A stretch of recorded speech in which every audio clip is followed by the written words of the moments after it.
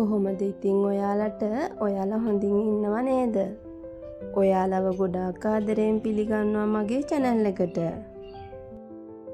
ඉතින් ජූනි මාසේ අපේ පවුලේ ගොඩාක් අයගේ උපන්දින ගොඩාක් තියෙනවා. ජූනි 21 මගේ මහත්තයාගේ තාත්තගේ උපන්දිනේ. ඉතින් අපි දෙන්න එදාට කලින් දවසේ රෑ ආවා තාත්තට කේක් එකක් ගන්න. ඉතින් හස්බන්ඩ් වැඩට යන්න කලින් අපි දෙන්න උදේම ගියා කේක් එකක් අරන් තාත්තව සර්ප්‍රයිස් කරන්න. ඉතින් අපි දෙන්න යනකොට තාත්තා ඇහැරිලා හිටියෙත් නෑ. ඉතින් තාත්තා ඇරුණාට පස්සේ අපි දැන් මේ කේක් එක කපන්න තමයි හදන්නේ. ඉතින් අපි ඔක්කොම කේක් කෑල්ලක් කාලා ඉවරලා අම්මා කිරිබතුත් හදලා තිබ්බා. අපි කිරිබතුත් කාලා තමයි ගෙදර ආවේ. ඉතින් පවුලේ අයත් එක්ක මේ වගේ පුංචි මොහොතක් බෙදා ගන්න එක අපිට හරි ලස්සන මතකයක් වෙනවා. ඉතින් මට මේ වීඩියෝ එක ගේන්න ටිකක් විතර පරක් වුණා. ටිකක් නෙවෙයි ඉතින් දැන් මාසයක් විතර පරක් වෙලා තියෙන්නේ. ඉතින් මේ ගෙවෙන දවස් ටික හරිම කාර්යබහුල දවස් ටිකක්. ඒත් ඉතින් මම මේ කාර්යබහුලත්වයට හරිම ආසයි. ඉතින් ජූනි 28 අපේ පොඩි නැන්දාගේ පුතාගේ උපන්දිනේ තිබුණා. ඉතින් අපි හවස් වෙලා ආවා එයාගේ උපන්දිනේට. ඉතින් බලන්නකො ඉතින් අපේ පොඩි නැන්දලා ගෙදර ඉන්න මේ චූටි පැටියාගේ තියෙන හොරතලේ. එයා නම් හරිම හොරතල් වගේම හරිම කියුට් බලු පැටියෙක්.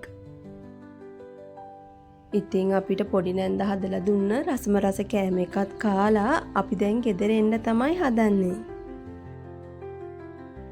ඉතින් අපි පහුවෙනිදා ගෙදර තිබ්බ අඩුපාඩු ටිකක් බලලා අපි දෙන්න ගිහිල්ලා බඩු ටිකක් අරගෙන ආවා. ඉතින් තිබ්බ අඩුපාඩු ටික බලලා පොඩි බඩු ටිකක් තමයි අපි අරගෙන ආවේ. ගෙදරට බඩු ගන්නකොට මම මේ පිහි දෙකත් අරගත්තා. මේ ලොකු පිහිය රුපියල් 600කුත් පොඩි පිහිය රුපියල් 100කුත් වුණා. ඉතින් මේ ප්ලාස්ටික් බෝල දෙකයි බැලුම් බෝල දෙකයි ගත්තේ නම් අපේ ෂැඩෝට සෙල්ලම් කරන්න. කඩෙන් ගෙනාව මේ හොට් ඩොග් බන් එකෙන් මේ රසම රස බන් එක හදලා දුන්නේ මගේ මහත්තයා. ඉතින් ඒ බන් එක හරිම රසට තිබුණා. මං එයාට ගොඩාක් ඉතින් ඒක රහයි කියලා තමයි කෑවේ. ඉතින් අපි රැයට කන්න මේ රසම රස කහබත් එක හදාගත්තා. ඉතින් අද රැයට කහබත් හදලා චිකන් හදලා තමයි මගේ මහත්තයාට ඕනි කියලා කිව්වේ. ඉතින් බාස්මති හාල් එකෙන් හදාගත්ත මේ කහබත් එක හරිම රසට තිබුණා. චිකන් එකත් ඉතින් මම මිරිසටම තමයි උයාගත්තේ. ඉතින් මම හරිම ආසයි මගේ හස්බන්ඩ් ආස කියන විදිහට කෑම හදලා එයාට කන්න දෙන්න. ඒක ඉතින් මම විතරක් නෙමෙයි ඕනිම වයිෆ් කෙනෙක් එහෙම වෙන්නේ නැති කියලා මම හිතනවා. ඉතින් පහුවෙනිදා මම අම්මයි නංගි එක ගියා ඇලට නාන්න. බලන්නකො ඉතින් මට වෙච්ච දේ ගියපු ගමන් මාව ඩෝන් ගාලා වැටුණා ඇලට. මට හිතාගන්න බැරුණා මාව වැටුනේ කොහොමද කියලා. එක පාටම ලිස්සලා ගිහිල්ලා වැටුනේ. ඉතින් අම්මයි නංගි එක්ක මේ විදිහට ඇලට ඇවිල්ලා නෑවේ ගොඩ දවසකින්. ඒ හින්දා මගේ හිතේ තියෙන පුදුම සතුටක්.